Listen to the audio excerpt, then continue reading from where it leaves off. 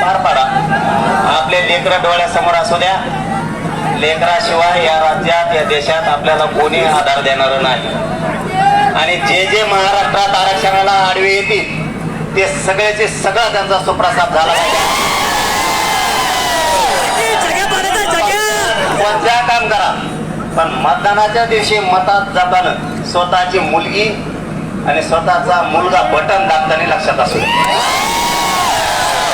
कोणकडे Honda कोणकडे प्रचार करा पण मतदानाच्या दिवशी असं वाटलं पाहिजे लयच मोकार लोक आहेत मराठी